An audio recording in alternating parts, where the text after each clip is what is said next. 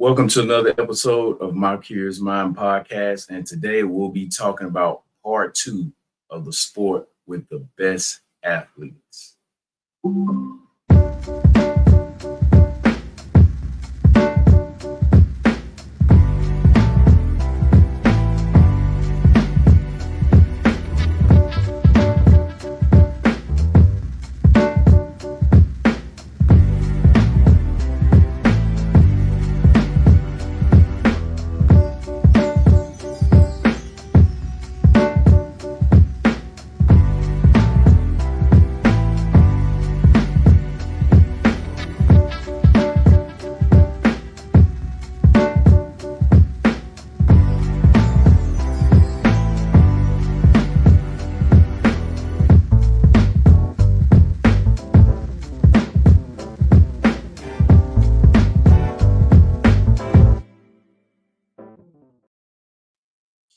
Welcome to another episode. I'm your host, Mr. J, to My Curious Mind podcast.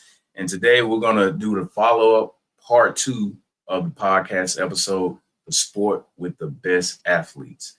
But I have joining me on this special day, Monday, June the 16th, which is my birthday.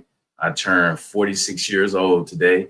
I have joining me a good brother of mine who actually was my very first guest on my podcast show, Samuel L. Polk. I'm gonna have to ask him, what does the L stand for? I've never asked him what's his middle name after knowing him for 25 years. But without further ado, let me go ahead and bring my good brother to the stage. Greetings, brother. What's going on, my good brother? Man, I can't call it. Happy born day. Wishing you a good year of prosperity and many more, man. Happy birthday. You share a birthday with the great Tupac, don't you? Yes, sir. All right. Yeah, man. Yeah. But go ahead. So how's life treating you? Oh, I can't complain. Can't complain at all. Everything's good. Getting older, hopefully getting a little wiser. And just enjoying the ride, man, because when it's over, you don't get another one. That sounds like a conversation between on the Cosby Show between Bill Cosby and his dad. It's like a conversation. Yes, his daddy would have. Yeah, Russell Huxtable. You know, right after that conversation, they'd have a conversation about the drum major. They said he threw the baton so high up in the air, came back next homecoming and caught it. He was 7 foot tall. But as a kid, man, I was like, man, that's a hell of a story, man. Golly, man, I want to see that, but not processing that it was all hyperbole. Oh yeah. There was probably some truth to it, but over the years, it just got. He probably threw it in the air and caught it 30 seconds later, and that was marvelous at the time. And 2 weeks later after that, you know. But you know, they had stopped playing those Cosby Show episodes for a short period of time, but now they back on TV Land.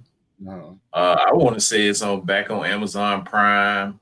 Okay. For a minute, it was on Netflix. So yeah. I'm glad to hear that. The Cosby Show and A Different World, shows like that are so culturally relevant and so important that regardless of what some of the participants may have gotten into in their real lives, I think it would be a shame to deprive a new generation of seeing those shows. I know so many people who actually aspired to higher education because of watching the Cosby Show and A Different World, and how he always promoted education, especially through the HBCU experience. So I think those shows are too important to,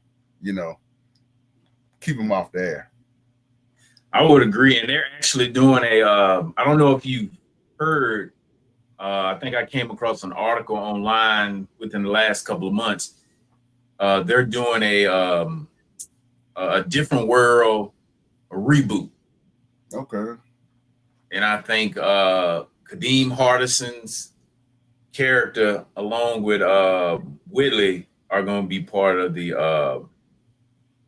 I don't know if it's a reboot, because a reboot would be you're redoing it, so it's not a. I don't know. It may be a reboot, but it's something. But those two, Dwayne, and Whitley's characters are supposed to be involved with.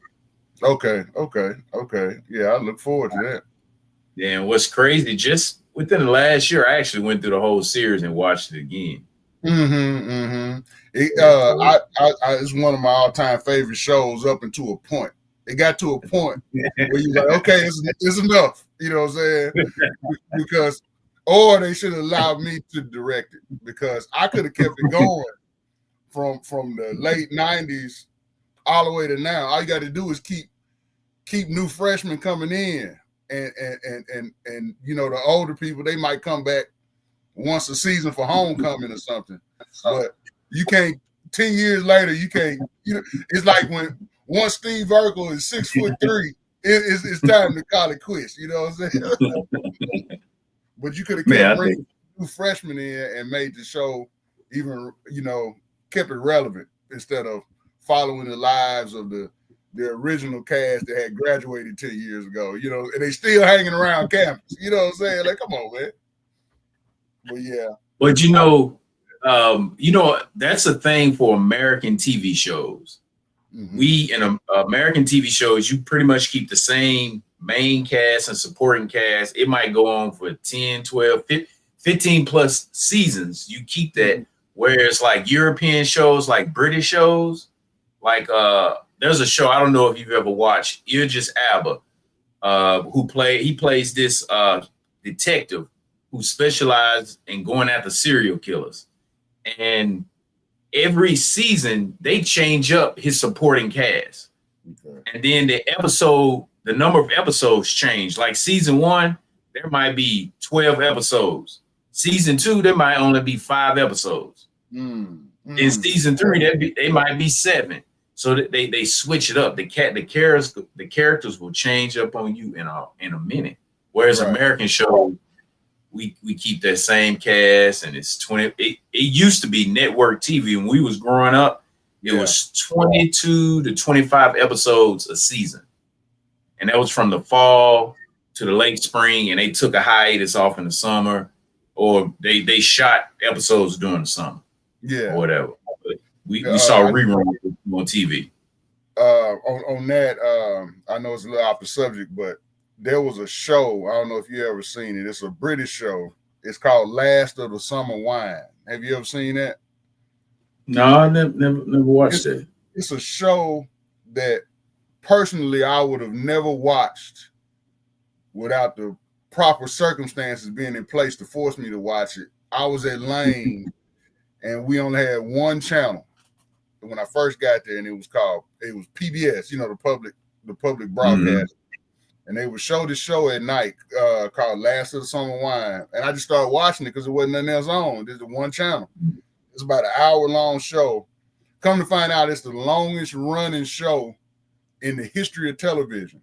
I think it was on from the late 60s to the early 2000s. And what ended up happening is this group of retired people. And I started watching it. And as I got older, I kept watching it until about maybe 2006 when it ended. And you know why it ended? Because every character died naturally because it was on so long. And keep in mind, when it first started, they had just retired. They may have been like in their early 60s or whatever. And they just followed them all the way through. And whenever somebody died, you know, it was kind of a sad thing because it wasn't the show. It wasn't the script. They really died because they were old. And I remember watching it all the way to the end. It was like maybe one guy left. And then he finally died. And I thought that was amazing. But it's the kind of show that I would never watch. It's some comedy to it. But I just got so intrigued in it from being forced to watch it that it's amazing what you'll get into once you start something. Yeah, but it's called Last of the Summer Wine. You ought to check it out. No, I'm going to check it out. I watched another British show. It's called Death in Paradise. And what's crazy, probably about 7, maybe 8 years ago, one night, we hadn't been too long. Me and my wife moved to Houston, and I couldn't sleep. Well, I think I got up in the middle of the night, used the restroom, and I couldn't go back to sleep. And I turned on the cable box, and it happened to be on PBS, which I hadn't watched PBS in years. But this particular show was on, and it caught my interest. And it's called Death in Paradise. That's a show you also should check out. It's about a British detective that's sent to this island, this made-up island called Saint Marie, which is really the island of Guadalupe. And he solves these cases with some local cops. And it's basically Europeans going on vacation there, and someone ends up being murdered every episode, and he has to solve the cases. And it's kind of like a drama / comedy. But what's interesting about this show is every 2 or 3 seasons, either they kill off the detective, he's killed, or the detective goes back to England and takes another detective type of job or something like that. And they bring on a new detective. Yeah. But it's a real cool show. Okay. Yeah, I still watch it. It's been on probably on the 12th or 13th season or something like that. Called Death in Paradise. Yeah, but I'll check out your show. You can check out my show. We can talk about that good. All right, so let's go ahead and get to the topic. So you and I did we had about a 2 or 3 hour conversation the other day, kind of about this topic and some other things. But on last week, for those who have not kind of followed along on social media, Andy Roddick, which is a former tennis great, has a podcast, which I think his podcast entitled Andy Roddick, where they got on the subject of which sport has the best athletes. So Andy Roddick, along with the other gentleman that was a guest on his show, they both pretty much stated that tennis players are the best athletes, which that's not surprising because he has a tennis background. But before we give our take on it, I actually have a video clip of him and the other gentleman talking about it, and we can kind of go back and forth on it and discuss it and give some key points of what we think about what they said. All right. Okay. So let me go ahead and set up this video. It's about 3.5 minutes long. Let me set us up here.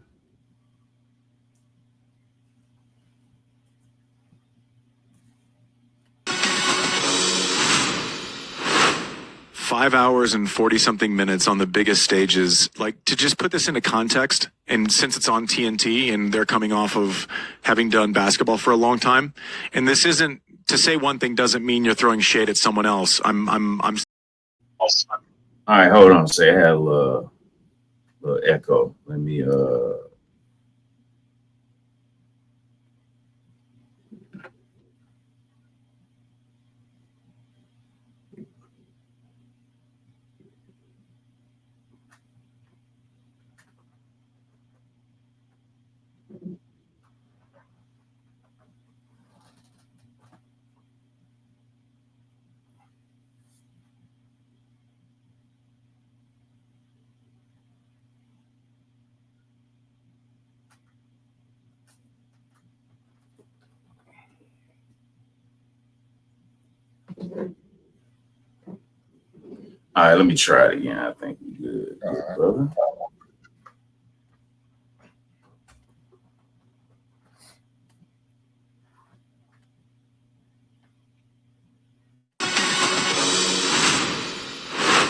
5 hours and 40-something minutes on the biggest stages. Like, to just put this into context, and since it's on TNT and they're coming off of having done basketball for a long time, and this isn't to say one thing doesn't mean you're throwing shade at someone else. I'm celebrating and applauding one set of athletes.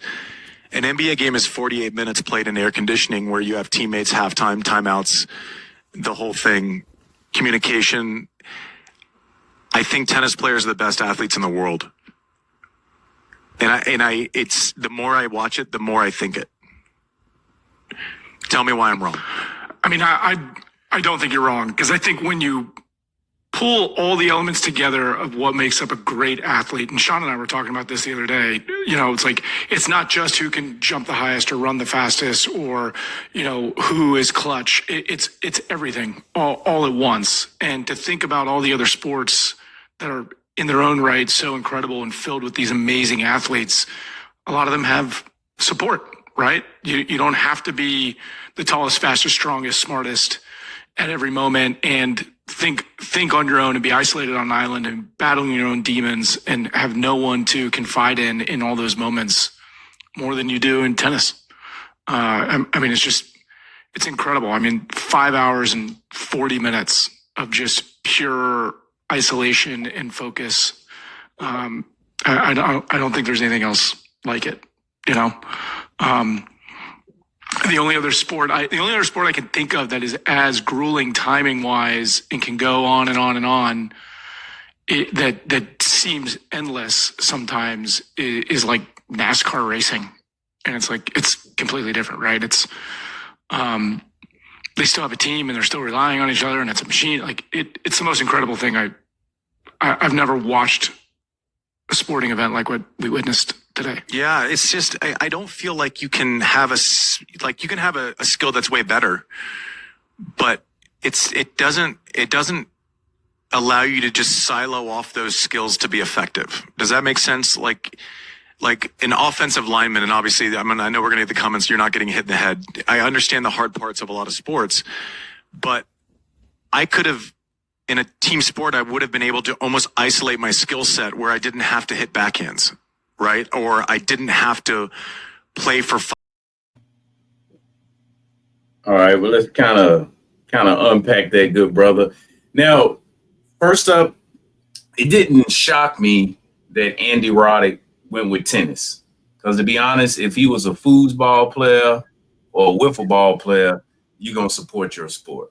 I'm a basketball player. I grew up playing basketball, running track, cross country. But my main sport that I specialized in as a kid was basketball. So my love and my support is always going to be for basketball. But I was curious to hear the argument that he would make for this. I thought he was going to make this overwhelming, compelling, amazing argument with these talking points. But I actually think they did what we talk about sometimes in politics. They argued against their own best interests, because with any sport you play, granted the skills and the attributes and the things needed to do that sport are different, but running, I think they mentioned at one point in time, eliminate running, jumping, and being clutch out of it, or which sport has the best athletes. That makes no sense at all. Even if you was playing in a wiffle ball National League somewhere in Omaha, Nebraska, those attributes would apply. What's the best athletes? And then the NASCAR comparison is very confusing, because I love NASCAR. I've watched it from time to time. I definitely watched it more as a kid when Dale Earnhardt was alive and he was racing. And I did follow his son some years later. But NASCAR, to me, and no disrespect, I don't really consider it a sport, because it has nothing to do with your height, your weight, your speed. Yeah, there's some coordination, some some eyes, but I think anyone can be trained to do that. It doesn't require anything. So what's your take on what Andy Roddick said? Several things. So you got to be patient with me. He's conflating. With all due respect, he's conflating several things. First of all, we, in the modern context, make a combination of three different things. You have sport, you have game, and you have athleticism. And even though the three may combine to create a spectacle, they're all different things. He said something to the effect that it doesn't matter how big you are, how strong you are, how fast you are, how high you jump, how clutch you are. That doesn't make you an athlete. No, that's all that makes you an athlete. we could me and you and Michael Jordan and Muhammad Ali could all get in the car and go get groceries. And then we say, let's see who put up the groceries fastest. The best athlete is going to put up the groceries fastest. Right. Take out the skill set that you learn just off of raw athleticism. Bo Jackson is going to put up the cereal and milk quicker, faster, and more efficient than me and you. That's just the way it is. Now, when you talk about NASCAR, that is a sport. It is a game, but athletes aren't required. A driver is required, and that's a skill set. So in tennis, I will give him this. In tennis, you have to be phenomenally conditioned to run, to stop, to go back and forth. I would support him if his argument was tennis players are some of the most physically conditioned athletes in the world. But I will also make the argument that tennis doesn't have many athletes. It has people who are in phenomenal shape that have learned a skill that everybody can't do. For example, when you take an athlete,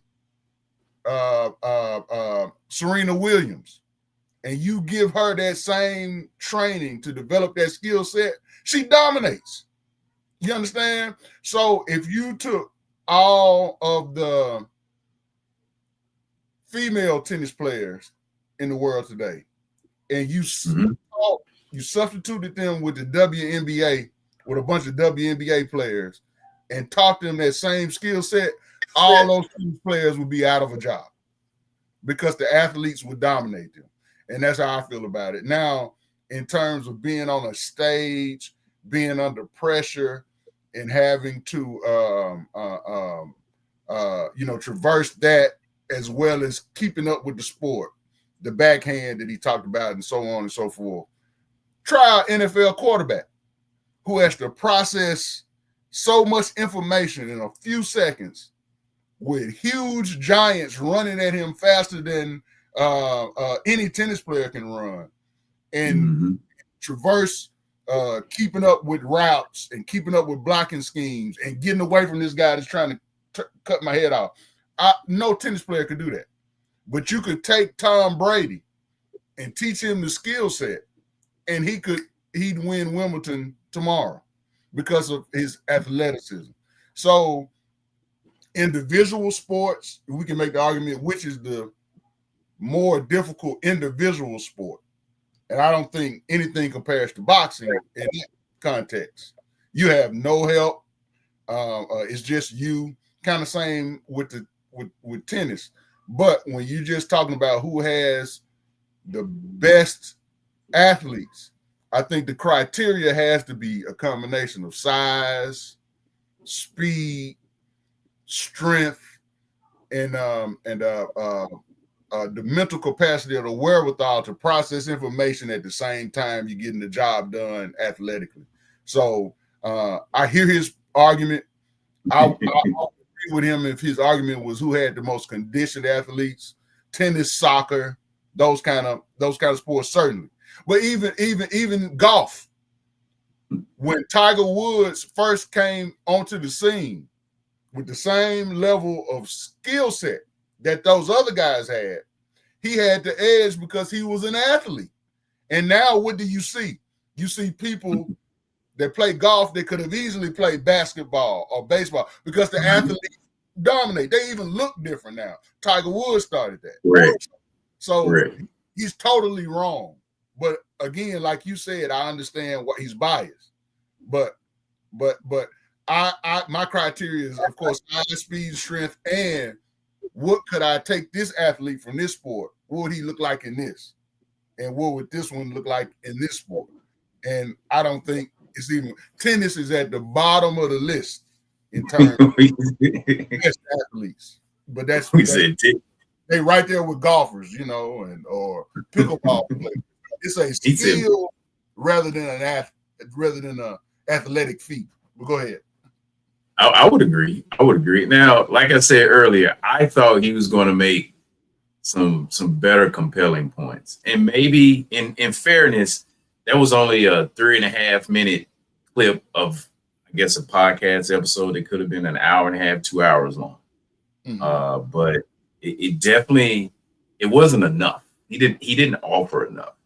It made me think about, over the years, of all the sports that I've tried to play outside of basketball, and how easy I was able to just play those sports, just playing around for the heck of it. Now, I didn't play tennis at a high level. I couldn't go out and beat Andy Roddick if he was 70 years old, because he has a skill that I was never trained to do. But I can pick up at a reasonable level at an adult league. I can whoop some ass. I guarantee. Oh yeah. And I've never been trained to play tennis. Athleticism translates. Skill sets don't translate. Like he was talking about the backhand, an offensive lineman, if he was playing tennis, he wouldn't be able, if he had a weak backhand, he wouldn't be able to avoid having to use the backhand. And that makes sense in theory. But the skill set that the offensive lineman has, the tennis player couldn't do it either, because he's too small, he's too slow, and he's far too weak. So the skill, when you're talking about pure athleticism, you have to take the skill set part out, because that's something that you could teach anybody. But your athleticism is what will take you to the professional level or the championship level or Hall of Fame level. So his argument about the skill set part defeats his argument if you're just talking about pure athleticism, raw power, speed, jumping ability, size of the person. He defeated his argument. It almost sounds to me like he was emotionally charged. Hey, there you go. A tennis match that had like a back and forth volley that was so incredible. Oh my God, these are the greatest athletes I've ever seen. And, you know what I'm saying? And it overwhelmed him. And we've all done that before. Oh, this is the greatest concert because of this one individual performance. But if Michael Jordan had that tennis skill set, he would have ended that match in 3 seconds, because they wouldn't be able to keep up with him. You understand what I'm saying? So I kind of think that's what was more at play there. Yeah. So what sport do you think people, it's a popular sport, but it doesn't get the, I guess, the media eyeballs, or it doesn't get the viewership that like basketball and football and baseball may get, that you think that people playing that sport are really good athletes and people miss out on it? Okay, there are several, but I have a football and boxing background, so I'm gonna come from that aspect. Of course, I think, and we can talk about this later, I think NBA players and NFL players are the greatest athletes in the world, but we can talk about that later. But in terms of a sport that doesn't get as much coverage because it's not as popular, one sport that I know for a fact, football, values outside of football, and to the standpoint when you're recruiting a kid to come play on the college level, if he has this sport as a background, it's a plus. And that's wrestling, whether it's freestyle or Greco-Roman. It eliminates non-athletes, meaning I don't care how tough you are. I don't care that you beat up people on the playground and you say, let me try to wrestle. If you're not an athlete, the combination of balance, leverage, quickness, which is different than speed. Flat out speed is not necessary, but quickness. A lot of super fast guys aren't quick at all. And we can talk about that too. But there's no coincidence that a lot of your college offensive and defensive linemen at the highest level have a wrestling background, because the leverage, the balance that is required for those for the sport of wrestling, whether it's freestyle or Greco-Roman, it translates to blocking or defeating a block on the football field. And I don't know if you knew this or not, but back when the NFL changed its rules to make it more advantageous to the offense, and I make the argument fantasy football caused this, because the average fan, the average grandma want to score more. Yeah, exactly. More. And they only know the quarterback and the receiver.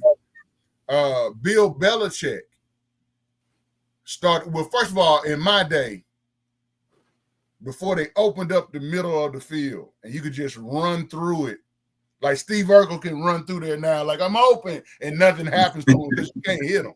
You used to get your head knocked off. It was called a bang 8 route. So now that they've ended that, you see all these little white guys, and they're running through the middle of the field, and you can't touch them, but they're quick and they're speedy and they dart here and there, and they create terrible matchups for linebackers, right? And the safety. A lot of people don't know Bill Belichick started recruiting college wrestlers. Quarterback. A lot of those little white guys didn't play college football. Did you know that?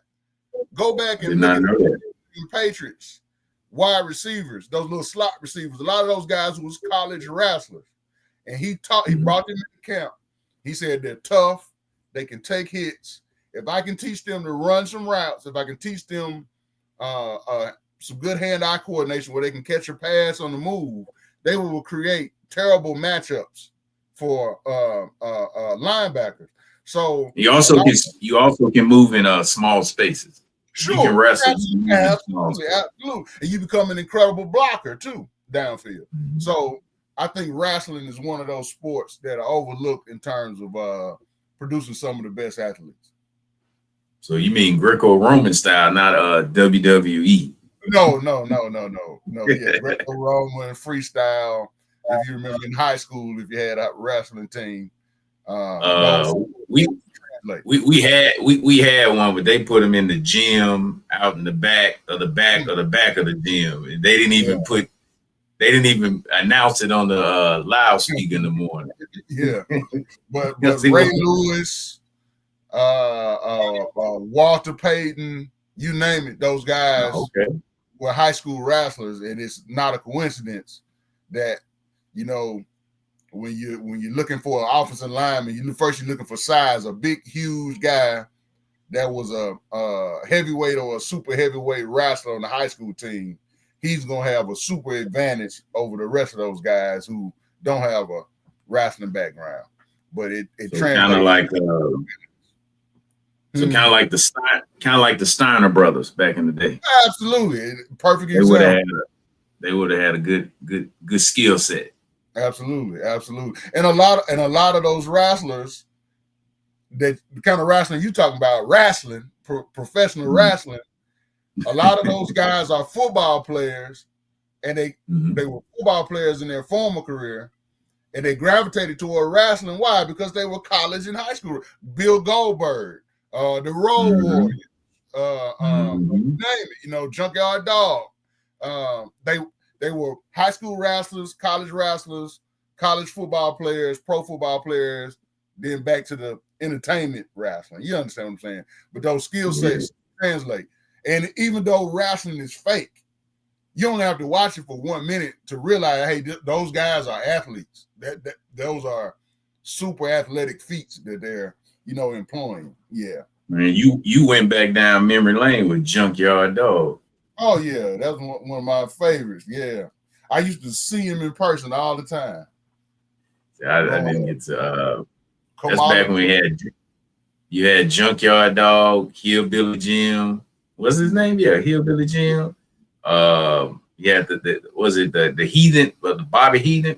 How you say his name? The Brain, Bobby the Brain. Yeah, Bobby the Brain. I go back even further than that. Before Islanders. Mid-South Wrestling, which was a local wrestling in the part of the country that I grew up in, we didn't have cable, so we didn't know what WWF was. They eventually moved on to WWF, but I saw Kamala, Junkyard Dog, Butch Reed when it was called Mid-South Wrestling. It was just a Mississippi. I think that's the same. I want to say we had some type of local wrestling that came on. Everybody did. Everybody Nashville, did. it would come on Saturdays. Absolutely. After the morning cartoons or something would come on. Yeah, before Jim McMahon monopolized it, everybody had a local territory. You know what I mean? And now I can't watch it because it's so there's no surprise. You know, it's the same people because it's only one. You know what I mean? But once I figured out around age 10-ish that it was scripted, I kind of it just wasn't the same. Yeah, I just wasn't the same. Oh yeah. Definitely wasn't the same. So this particular podcast episode with Andy Roddick, it actually created another conversation on ESPN First Take with Stephen A. Smith and one of the Morris twins and the former NHL hockey player who's a ESPN personality now. I think his name is PK Subban. Did I say his last name correct? Yeah. Okay. Yeah. So they also chimed in on the sport that has the best athletes. And let's take a look at that video clip and we can break it down and talk about it also. Let's see here. Let's set this up. I mean, you can say what you want about him taking the shot, but obviously basketball had the best athletes in the world. You have guys 6'5" to 7 foot running up and down the court. An average basketball player run about 3 miles a game, and that's not being touched. Not to take away from the tennis, but they aren't being touched at all. They're barely getting to a sprint. They're 1-2 steps play. Now, like I said, there's no shade at anything else. And I kind of see my guy over there tilting your head like yep. You want to say hockey. There is I got my eye on you. Yep. There is no, the hockey players are nowhere near more athletic than basketball players. I don't know if you guys obviously, like I said, I'm not taking nothing away, but you have guys that are 6'9", 6'10". If you put them on a football field like a LeBron James running a 4.3 or 4.4, he would be the best player instantly if he had those type. If he stepped into a football field right now, he would be the best player. Basketball players is best suited for every other sport than basketball. There is no possible way. Okay. When it comes to basketball, I will say this. LeBron James is an absolute freak of an athlete. No one is ever going to question that. He is. And until I see him on a football field or any other field, I can't comment of his dominance. But I'll use him as an example because watching him on TV, he's just unbelievable to watch as an athlete. We know that. But there is no question for me that hockey players and playing hockey is the most difficult sport and the toughest sport to play. And I'm going to quote my man Brian Burke on this because Brian Burke was a GM for a long time, and to me, he explains it the best. The athletic ability to play hockey, right? You think about baseball, basketball, football, they put the object in the athlete's hand, right? So we take that out, we put a stick in your hand, you got a stick handle. By the way, all those sports, they're in shoes. We take off the shoes and put on skates. By the way, there's 2 disciplines in ice skating in the Olympics that you can win an Olympic gold medal. We expect our players to do it as a matter of course. And then it's full contact. So you got to be fearless as well. You're getting hit, there's no out of bounds, and you got to fight. And by the way, our guys, there's no game management, there's no load management, there's none of that. They play banged up, Steven. All right, so he goes on and on and talks more about the load management and things like that. But what is your take on hockey versus basketball? 2 observations before I get into it. Subban sounds a lot like Stephen A. Smith. Do you agree with that? And I think he's got a future in that. In that he sounds good. And I can kind of see he's studying Stephen A. Secondly, how many of your listeners knew that hockey was an invention of black people? Like, many people don't know that's a sport created by black people. Many of our enslaved ancestors that escaped north, most people don't know when we say escape north, they weren't going to New York, because at the time New York had slavery. They were going to Canada and beyond. And they went to these towns that they would name like Little Africa. They had certain other names. They escaped my memory at the moment.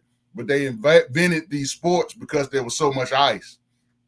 But to move on to what he was saying, I think a criteria for pure athleticism is that you have to be on your natural feet.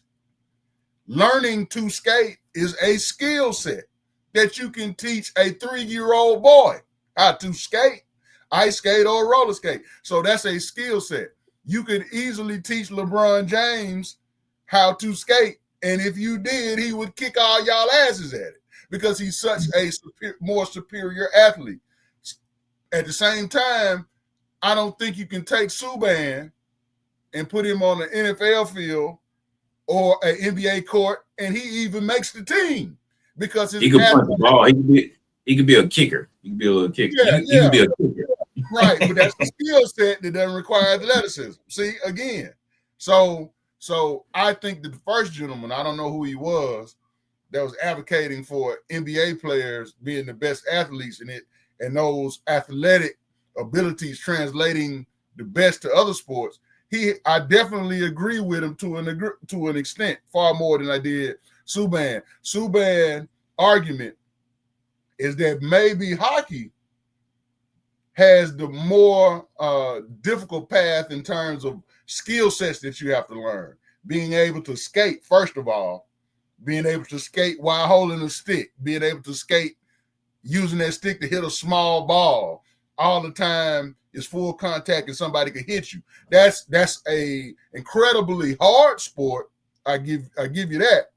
But it's filled with a lot of skill sets that don't require athleticism. It requires some coordination, sure. But when you, as fast as those guys skate on the ice, take them off the skates and put them on grass, how fast do they run? I would imagine not very fast. You know what I'm saying? Are there some exceptions to the rules? Sure. But as a general whole, if you took an NBA team and took a year to teach them how to skate, how to hold a stick, they would win the cup in quick fashion because they would dominate physically and athletically. The same can be said with football. I think a lot of people miss the mark because they don't know much about other sports outside of their own. The comparison of, or you hear a lot of people say if LeBron James went on the court, on the football field, he would run a 4-3, he'd dominate. They have in their mind that he'd be a wide receiver or a tight end because of his physical, his physical build looks like that. The reality of it is if he plays football, and he was in a football weight room, a football training table, meaning his nutrition would be catered to football, he would be an offensive line because he would be, at that point, he would be 6'8", 320 pounds. Now, would he be a great athlete? Yeah, but he'd be a left tackle. You know, like Deontay Wilder, the great boxer, a left tackle for the Alabama Crimson Tide before he hurt his knee. The size doesn't always translate in terms of sport of what it will be based on what you see now. But, you know, Charles Barkley would be a 330-pound defensive tackle if he played football because he's not just running up and down the court for 3 miles. You know what I'm saying? It's a different sport, and guys with that kind of size would be Davion Clowney or Watts. You understand what I'm saying? But sure, yeah, definitely. I think, like he said, you know, he left out football, but I think professional basketball players and professional football players are the best athletes we have. I believe that. Yeah, so like you and I can see it, and granted, we have a bias towards it I wonder what are other people looking at who play other sports. Why can't? Because I can admit some things about basketball that I say, hey, basketball players sometimes are prima donnas, especially professional players. They make a lot of money, so they're different. They don't come off as they work as hard sometimes because of the money and some of the other things that basketball players tend to do. And we see their face all the time. Their face is uncovered, whereas in like football, what's some other sports? NASCAR, you got your helmet NASCAR, on. you covered up. Goalies, You covered up. And even baseball, you got that helmet on when you're batting, and when you're in the field, you got a hat on. So you're constantly always covered up. And I think basketball players, although I think they are the best athletes, but they do get a lot of the marquee attention because their faces are uncovered and they're tall and they're just differently shaped than some of the other sports. Outside of football, who the guys are thicker and stronger and more muscle built, those two sports, the athletes look different. So for me, I'm going to always say basketball. If you can run and move and jump the side to side, jump high in basketball, you can take a basketball player, put them in the triple jump. You can train them that they can do the triple jump. They can do the long jump. They can do the high jump. You can put some guys in the 4x4 or the 4x2. You may even have some guys that can sprint, some hurdles, all of those things. Long, what do you call it? High jump or the pole vault. Yeah, the high jump. All that. You can teach them those skills of that discipline, and it can translate. It definitely can. Now, I never thought about that as a kid playing basketball, but as I got older and I got into just recreationally playing and messing around with other sports, I even tried to play handball once. Now, granted, I did not like handball when I played at the YMCA. I think it's a boring, kind of slow sport, just focusing on that little. I think there was some blue balls and hitting it, but I could do it. Yeah. No one told me what to do. I just watched the guys. I just watched the older guys hit the handball, and one day I wanted to go in there and do it, and I had some reasonable success by hitting the handball. I just think the sport is boring, so I can go back and play it again.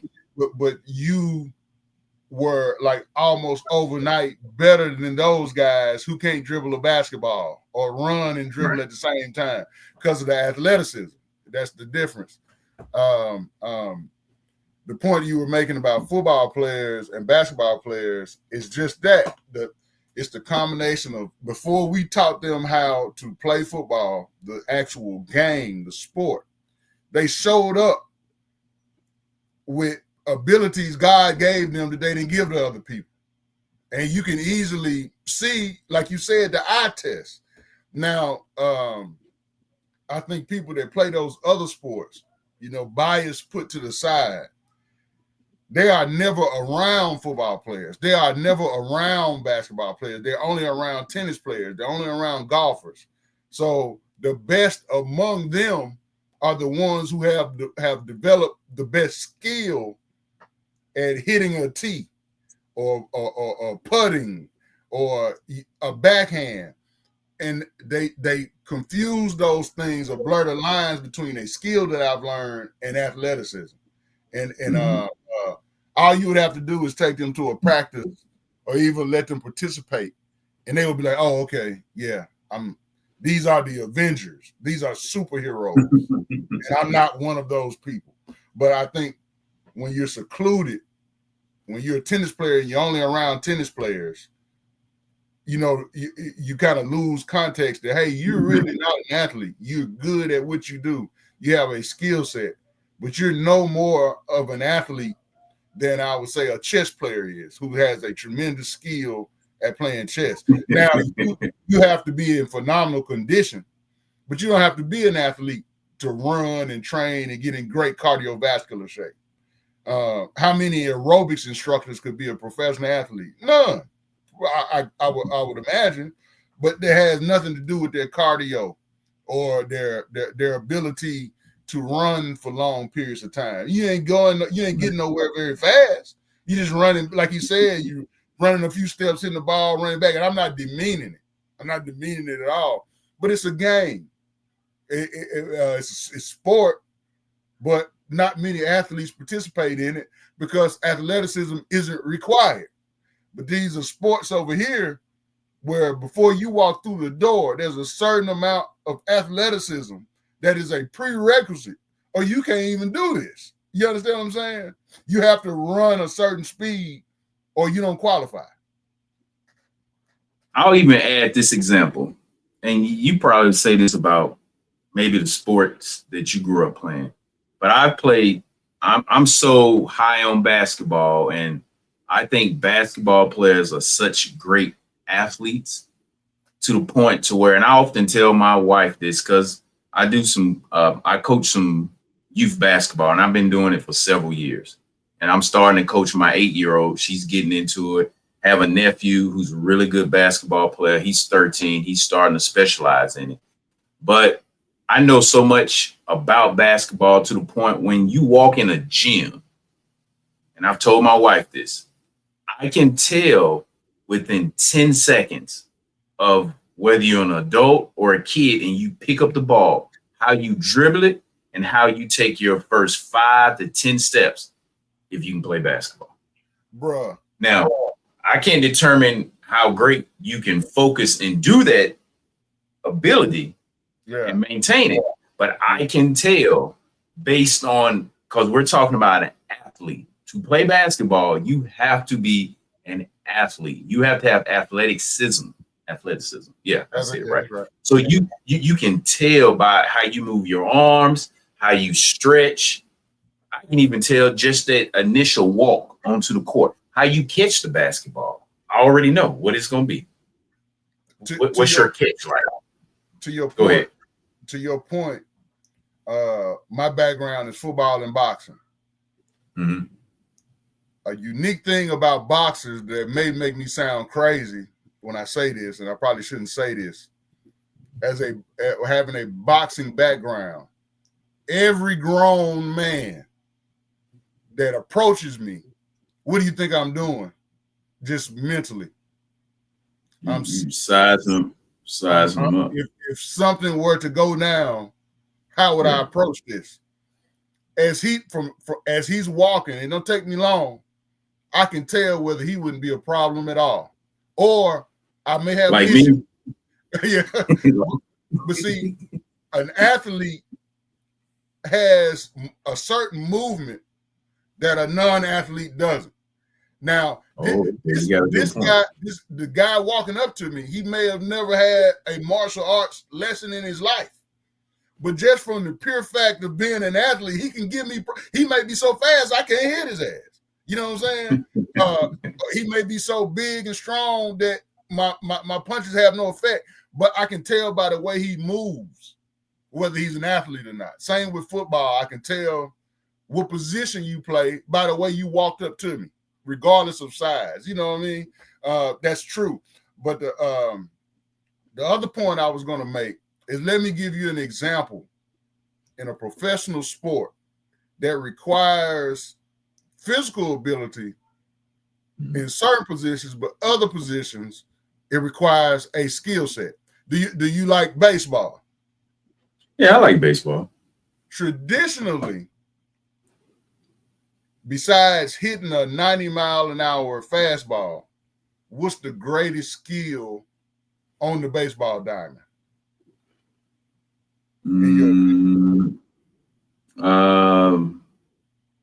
Hitting it, I guess being able to throw it. Besides hitting it.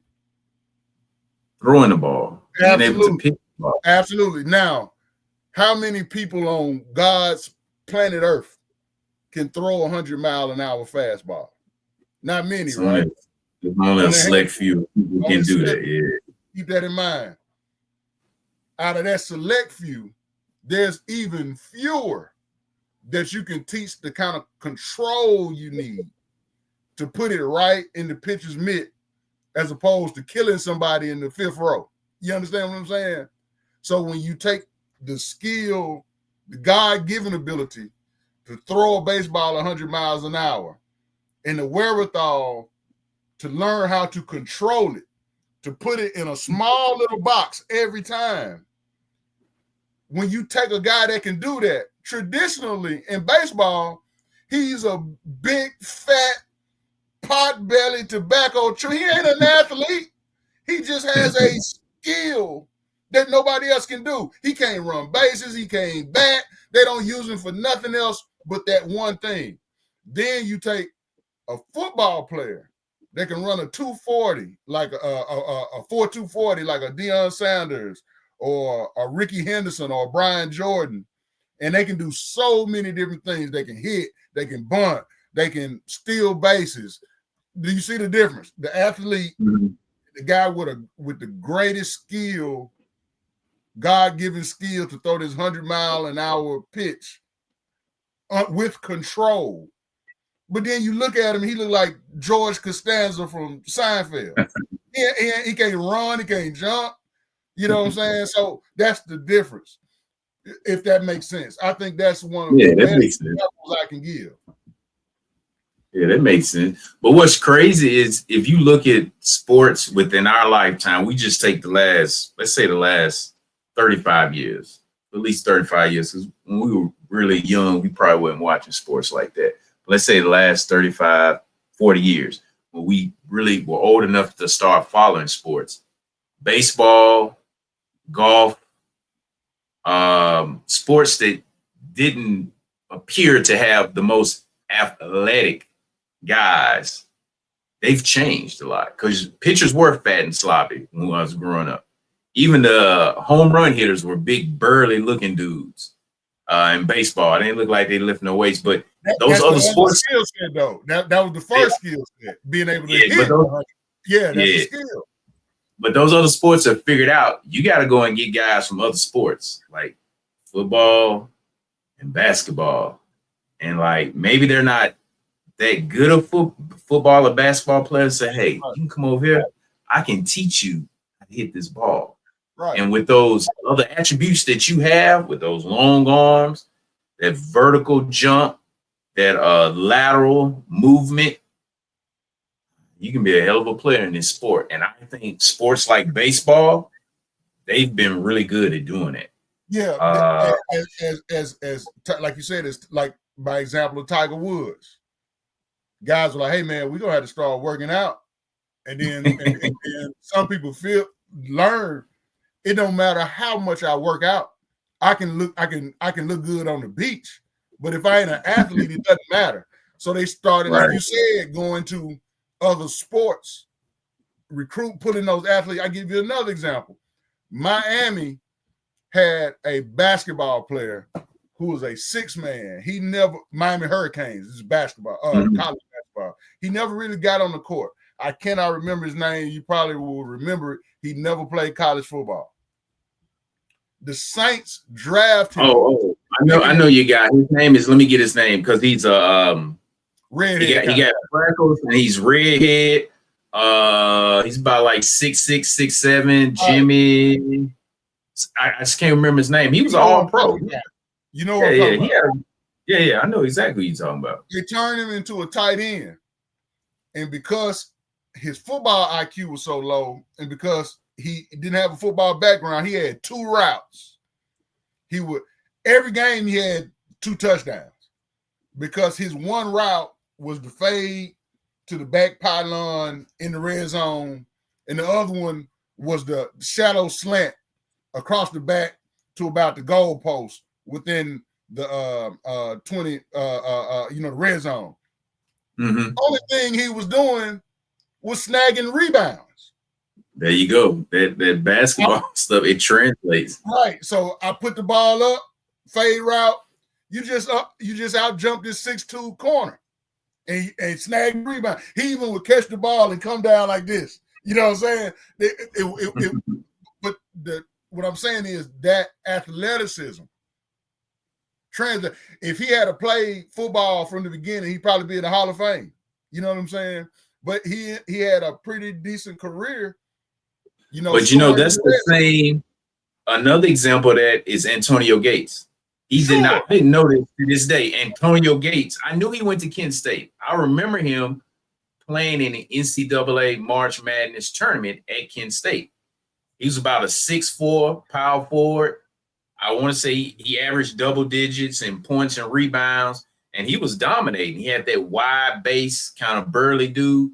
But I didn't know until he was inducted into the Pro Football Hall of Fame that he never played college football. Right, yeah. He never played a down of college football.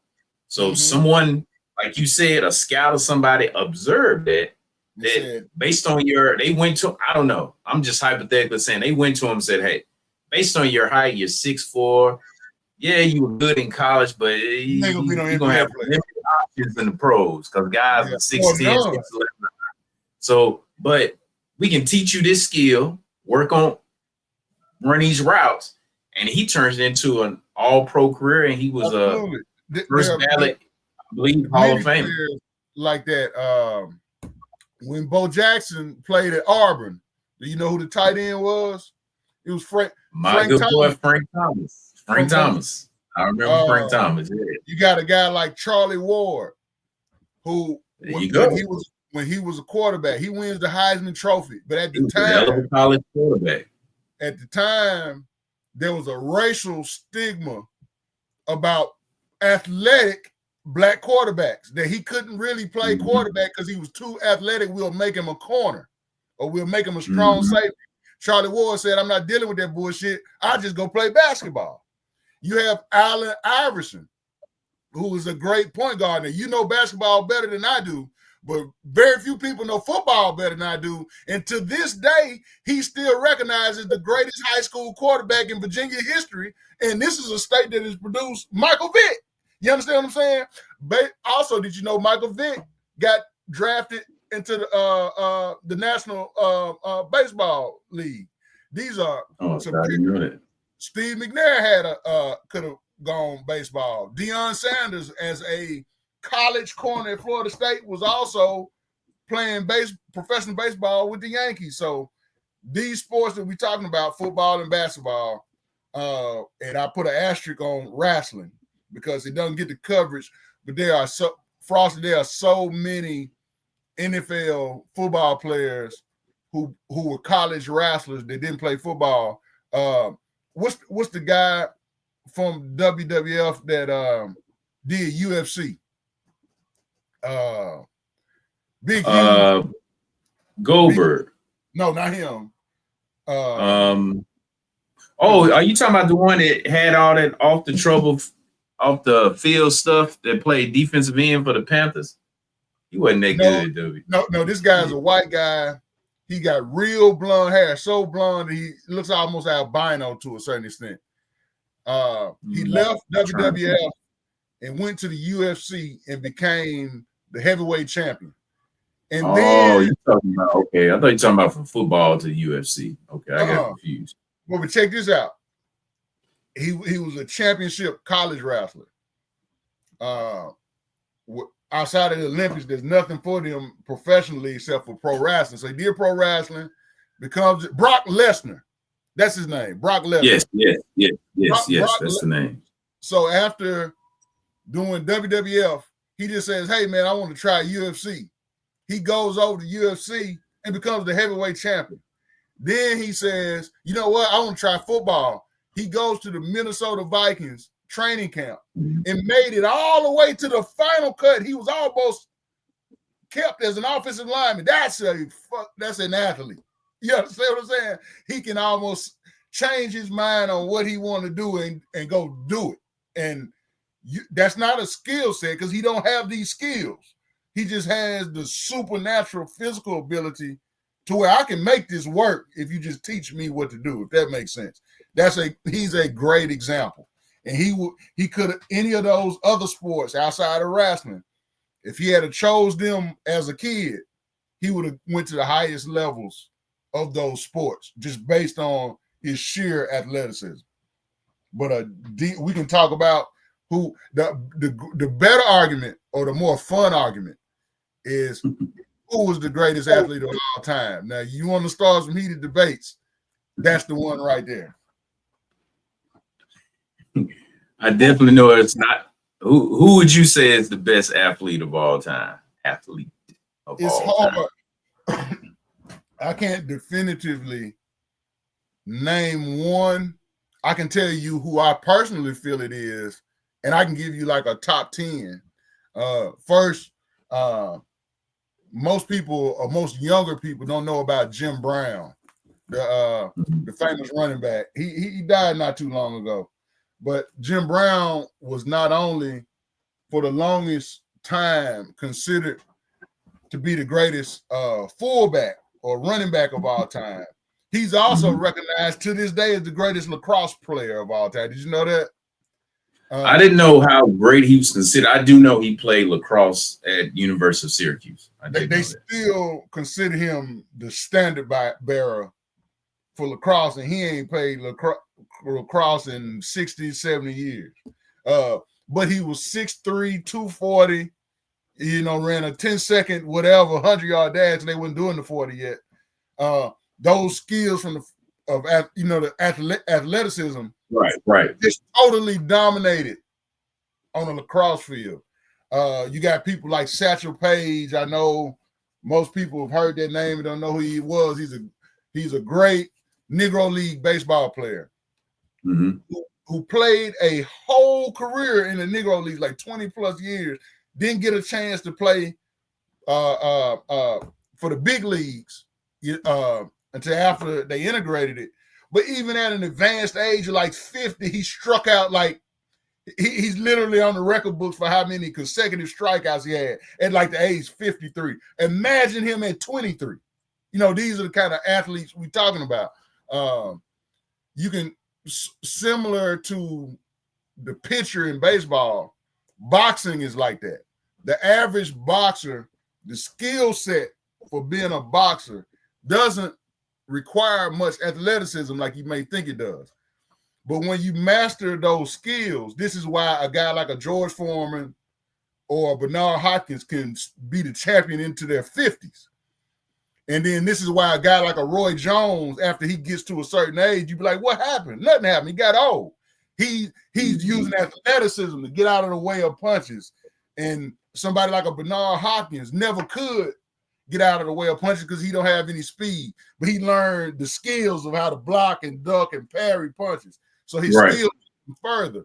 A guy like Deion Sanders, who was a high school All-American in a basketball. He gets drafted to the Yankees while still in high school, goes to college, becomes an all-conference track runner, becomes a all-world cornerback, goes to the NFL, simultaneously plays NFL football at the highest level while playing professional baseball at the highest level. Win a Super Bowl, win a World Series, score a touchdown, later on that night hit a home run. You can't compare. But I will say, in my opinion, you can put Muhammad Ali in there, and the argument, I have to make that argument carefully so you understand why, but we'll take him out for the moment. But in my opinion, Jackie Robison, the Negro League baseball player who went on to break barriers in the major leagues, I consider him the greatest athlete of all time. Let me explain why. Because the average person, our age and younger, ain't never seen him play baseball. He's just a name. Right. You don't understand. First of all, let me tell you what kind of genetics he comes from. Everybody has heard of Jesse Owens and how he embarrassed Hitler in Germany by winning Olympic gold in track and field. Most people look at that famous picture of him crossing the finish line and all of these white guys behind him, far. And nobody ever talks about the one and only other black guy in that race who came in second place. In fact, even though he was second place, his time was so fast that if Jesse Owens wasn't in the race, he would have set the world record. It just so happened that Jesse Owens was so fast, he beat him. But the guy in second place is Jackie Robinson's older brother. So Jackie Robinson comes from that genetics. He's a all-conference track runner who doesn't get to go to the Olympics just based on it didn't fall during that 4-year period that he would have been able to. Most people don't know he was an All-American quarterback and running back for UCLA at the same time. So during World War II, he gets drafted. So his college career is over. His athletic life is over. He stays in the Army for several years until he gets honorably discharged for a racial incident that he had on a bus with a commander or a general. Mm-hmm. So he's kind of lost. He doesn't know what to do. And one of his friends said, hey, man, why don't you try to run track again? He's like, man, I'm 26, 27 years old, man. I'm not interested in running around no more. I'm not a kid. And the guy asked him, are you still fast? He said, yeah, I'm pretty I think I'm pretty fast. He said, you probably could play baseball. He said, I ain't never played baseball in my life. And he said, well, you probably could at least steal bases. So he's trying to think of a way to feed his family. So he walks out there on a major league spring training, not only makes the team, but dominates to the point where they want to pick him to play. That's an athlete, bro. And there's another before, but keep in mind now, he never played baseball at all. His first time ever playing was on a professional team. But he's before baseball, he's walking down the street in Harlem. He sees a sign. He's broke now. He sees a sign that says, come make $100 or come make $50 or something. He walks in there, it's a boxing gym. And they're like, spar with the champ, we give you $50. At the time, that's a lot of money. And he don't really understand that the reason they give you a lot of money, because you're probably about to die to do this. Better get your butt kicked. He gets in the ring and $50 to spar with the champ for 6 rounds. Now, they are pretty much, believing you ain't going to make it to 6 rounds, so we give you $50 and bring the next fool, give him $50. And it probably takes 6 of them to get the champ 6 rounds worth of work. So he goes in there and he's getting his ass kicked, as you would assume, for 5 rounds. But he doesn't give up. He's never knocked down. He doesn't quit. He keeps going. In the 6th round, he throws a blind squirrel catch an acorn every once in a while, twice a day. He throws a lucky punch, hits the champ, and knocks him smooth out. And they tell him, hey, man, we can teach you how to box now, but everybody can't do that. He's like, nah, man, this ain't for me getting hit in the face. I don't like that. You know what I'm saying? But he could have easily, I ain't going to even tell you the champ's name, but he could have easily been a professional boxer and had world champion level success. So I think Jackie Robison, with a slight, he's basically Bo Jackson before Bo Jackson. So I think on that pantheon, you would have to put Jackie Robison, which most people would have to study because they don't know much about him, Bo Jackson, Deion Sanders, Muhammad Ali. And Muhammad Ali is a more complicated argument I have to make for you to understand why. But who would you say, and what you think about Jackie Robison? That's some new information. We spoke the other day on the phone. You were giving me some of that background information about Jackie Robison. I didn't know that he didn't play baseball in college. I assumed he played in college. I knew about playing football, basketball, and track and stuff like that. So that's very interesting. So I definitely put Jackie Robison up there at the top. I don't know. I had to go with the argument with Jackie Robison. I do think if I think about a modern athlete, just someone in the last 20 or 30 years, I would say LeBron James. What's your argument? What's your argument? The argument I would make, we have some tape of him playing football and being very dominant. I just think he came up in an era where people started to specialize in sports. So it wasn't in your best interest to play multiple sports. If LeBron James was just born 10 or 15 or 20 years earlier, I could see a situation where he was the high school #1 player in football, basketball. I could see him doing some track field events, doing the shot put, of some other events. Being a goalie in soccer, he'd be he'd be the tallest goalie ever. I can just see him doing a multitude of sports. I definitely would have to say I like the argument for Allen Iverson.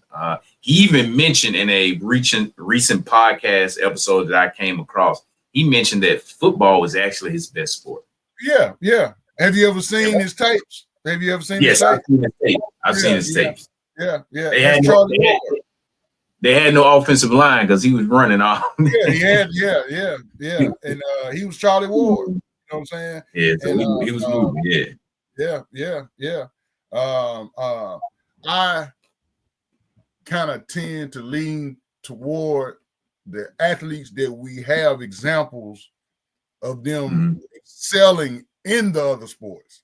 Right, it makes sense. Because definitely Allen Iverson, LeBron, those guys, they would be honorable mentions, or with the asterisk. But we have examples. Okay, you take a guy like Brian Jordan. Do you remember him? Played with the Atlanta Falcons. I remember Brian Jordan. He also played baseball too for the Braves. Baseball. You have Terrell Buckley, the new head coach at Mississippi Valley State for football. I remember Terrell Buckley. He was an NFL cornerback. He also played with the Atlanta Braves. A lot of people don't know that. He didn't have the kind of success that a Deion or Brian Jordan had at baseball, but the fact they don't pay you six figures to be so-so. You know what I'm saying? So that shows you what kind of athlete he was. But definitely those are my picks. And Deion Bo will be a close second to Jackie Robinson. And most people think I'm biased with my Muhammad Ali, putting him on the end, but most people don't know his athletic feats as a young high school guy, which is the stuff of legends. He definitely will belong there when you equate his size and his speed. I've literally watched the young Cassius Clay fighting like a Sonny Liston. And I'm thinking my film is skipping because 1 second he's standing here and the next second he's standing there. And I'm like, wait, did the film skip? Until I see the boxer actually literally turn around. He's thinking the same thing I'm thinking in real time. And he gets hit in the face the second he turns around. This guy moves so fast, man. And he was a kid that could have played pro baseball. In fact, he said to the end that baseball was his favorite sport. He was a world champion level rodeo participant, tie down rope, bulldog. He didn't know that because he's too big. But some of this stuff is the stuff of legends where he raced somebody I can't remember. This is a Olympic medalist, and he beat him in 100-meter dash. There's another guy he ran backwards and beat the guy. There was a film that I seen one time where he goes to speak to what's the guy that used to dress real sharp in baseball? He used to be on the commercials for dyeing your hair. Clyde. No, he from basketball. Yeah. What's the guy? He played with New York Knicks. It's God. Walt Frazier. Walt Clyde Frazier, yeah. He goes to visit him with the Knicks, and of course he don't play no basketball, Ali, but he hit what would be equivalent of 5 3-pointers in a row. Of course, there was no 3-point line in, but he just hit 5, and somebody asked him, "Man, you play basketball?" You're like, "Nah, this first time." He just sinking them. I'm like, damn. Like I often wondered could he dunk. I'm sure he could, but I didn't get to see it. But just a phenomenal athlete that if he had have chosen to play football, he would have been Cam Newton. If he had have chosen to play basketball, he would have been Wade, about 6'3", 6'4", that kind of guy, similar build. And of course, baseball, he did it in high school. He was phenomenal. So he's up there. I think he's one of the greatest athletes the world has ever produced. well, but not to go on too much. Yeah, good information. I didn't know that about Ali either. All right, so I get you out of here on this last question. What current athlete in any sport would you like to see, or you think would their skill set or just their overall athleticism they could translate that into another sport? And I'll go first. So, for example, I look at Russell Westbrook. Are you familiar with him? Absolutely. Russell Westbrook. Yeah. He has those quick twitch muscles. Even at 16, 17 years in, however many years he's been in the league, the guy still goes full speed. He only knows one speed. In basketball, we have something called finesse, being able to go fast, slow up, turn, go fast the other way, backpedal. Westbrook is a kid who, when you watch him play early on, you would say he has no finesse because he only has one gear. That's full speed. Now, that could be a good thing and that could be a bad thing. But his overall athletic build and his quick twitch muscles, his ability to jump and explode, I mean, I think he would have been good in some track and field events. I think he could have his skill set could have translated to football, playing free safety, wide receiver, a cornerback. You know, he would have excelled. You could have put some more weight on him and made him a running back, or just a tall running back. You know, like your boy, what's your guy with the goggles back in the day, the tall running back, Eric Dickerson, modern day Eric Dickerson. But that's the one player that I look at and I'm like, man, this guy, he's an adult now. His skill set could have translated to a lot of different sports. So what's one current athlete that you see that if you were to take him and put him in another sport, that their skills could translate like that? Okay, before I give you the current athlete, let me give you two past ones I want to just mention. Okay. I talked about boxing, how it's a skill set rather than athleticism. But when you have a athlete and you teach them the skills, they dominate. For example, the example I gave you of Roy Jones, Roy Jones was Emmitt Smith's high school quarterback, and he had offers from everywhere because he ran the option. And most of them he didn't choose it because most of them wanted to make him a cornerback because those option skills don't quite translate. So, and his height, you know, he wasn't super tall. James Toney, high school quarterback. He was, for a brief second, Deion Sanders' roommate at Florida State before he gets kicked out of school. And goes to boxing, the rest is history. But we've talked about him so much today, and he's going to be I'm going to give you two. But LeBron James, if I would love to see him. Now, if he had started playing football from the beginning, like I said, he'd probably be an offensive lineman with his size, and when he fully filled out he might be a defensive end too. You put him down. I'm finna go there. Check me out. With his height and his build, the greatest athlete on the offensive line is the left tackle. Most people don't know he makes the most money on the team. Many times he makes more than the quarterback because he keeps the quarterback alive. Blind side. Yeah. So with his athleticism, there's no way at 6'8" or 6'9" he would have escaped being a left tackle. He would be a 320-pound left tackle, Orlando Pace type, with that kind of athleticism. So Orlando Pace with basketball, all that kind of stuff. But let's just say we had to move him to football tomorrow. I would give anything to be able to witness him at a new position that has become a new phenomenon in football in the last 10 years. It's called a rush in. He's too small to be a hand in the dirt defensive end. He may be stand him up. Yeah, he may be about 6'7", 260. He'll get 8 alive, locking up with a left tackle. But at the same time, can't make him outside linebacker because he's a liability in the flat, covering running backs and tight ends. Right. That Von Miller type, that DeMarcus Ware type, I'd love to see LeBron James tomorrow at his current weight just send him in on third downs and passing downs. I want to see if he can get to the quarterback. I'd love to see that. On the flip side, I would have loved to see if what's my guy's name? Oh man, what's my guy's name? Jadeveon Clowney. I would have loved to see if he could have continued with basketball, because he was a big-time high school basketball player. They indeed did put so much size on him that would probably be out of the question now at about 290, 300.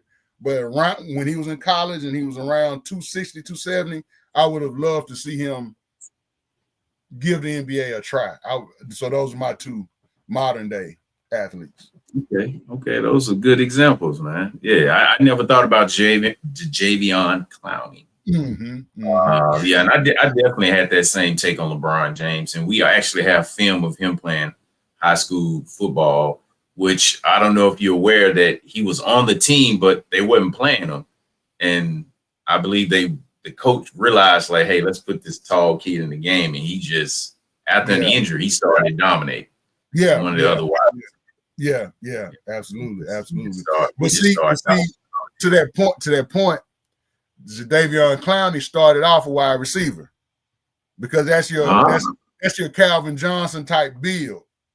But it'll get to the point where you'll say his skill set maybe don't match his hands, or I got a guy like that's a little bit faster, take that same height and athleticism and just rush him off the end.